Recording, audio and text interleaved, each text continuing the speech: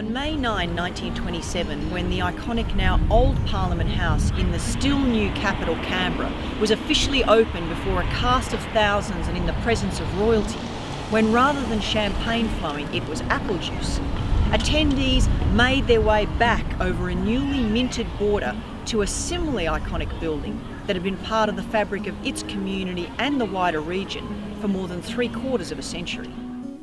Welcome to the Royal Hotel of Queanbeyan, New South Wales.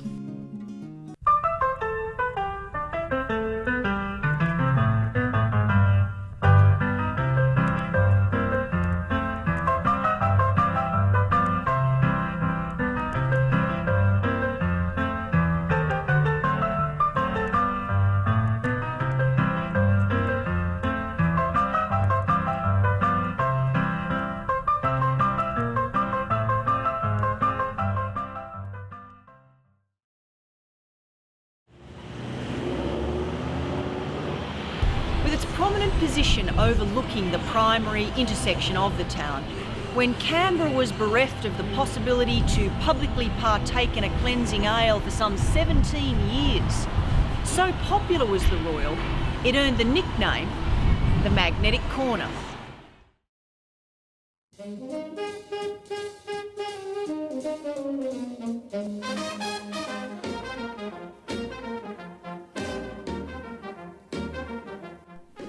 A month after the doors of the nation's new parliament were flung open, on June 21st, 1927, the Royal was reopened, having appeared in its first guise as early as 1850, and it was rebuilt after it was ravaged by fire in late 1926. Oh, it was a nice friendly town, I know that much. You played tennis and cricket and go to dances, and when we stayed in town, what is now the Royal.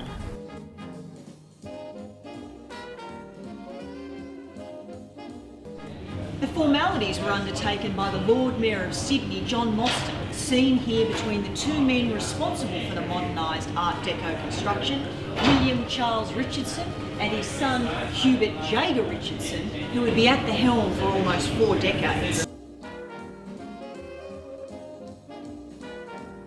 The hotel had already borne witness to triumphs and tragedies, played host to bushrangers and prime ministers, sports stars and celebrities alike, and watched on as a town, a colony, a nation and a national capital all developed around it. The landmark itself, the Royal Hotel here in Queanbeyan, is such a traditional building.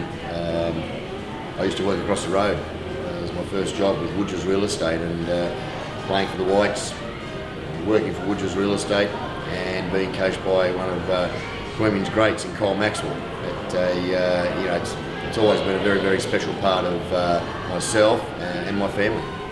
At the bar they'd drunk beer brewed from the waters of the nearby Queanbeyan River, while upstairs the original veranda served as a platform for everything from politicians to exponents of the war efforts and those selling newspapers to spruiking the benefits of double D eucalyptus oil.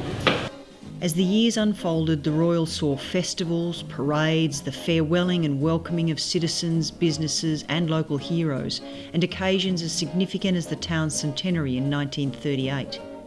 In 1972, it was the place of celebration when Queanbeyan was elevated to city status.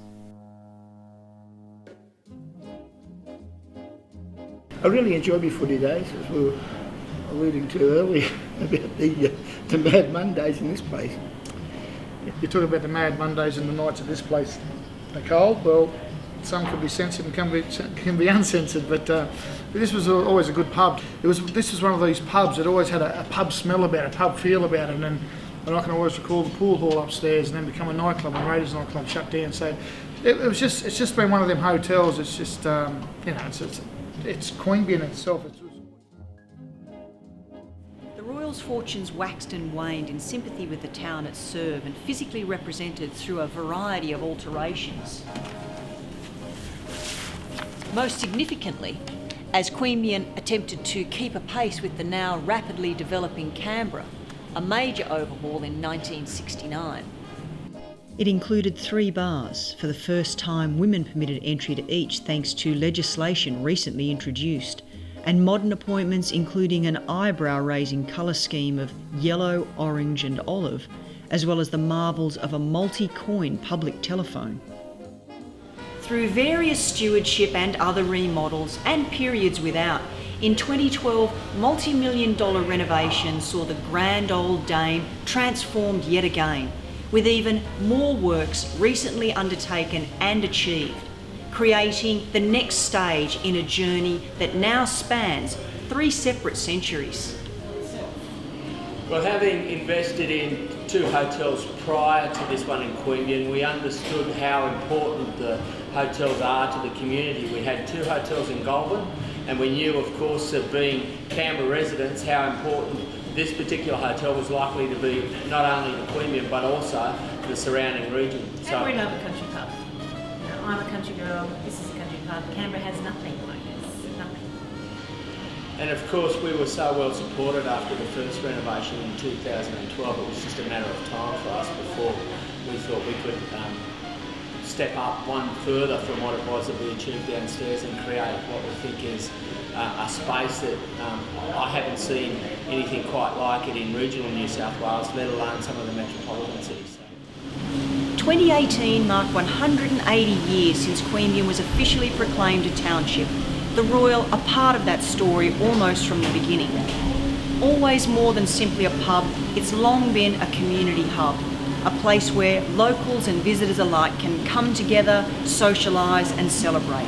And now, like, you could walk in here, as I spoke about my clients earlier, I could walk in here with Ken Jones or Alan Jones or John Rousseau, and you'd be quite proud to bring them into a place like this.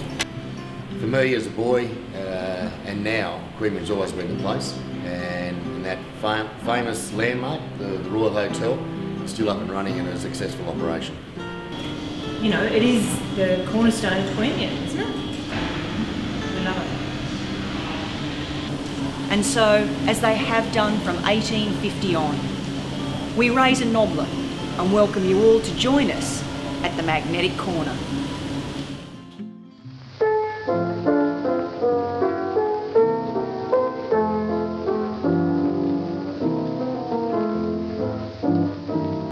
I'll always come back to the dear old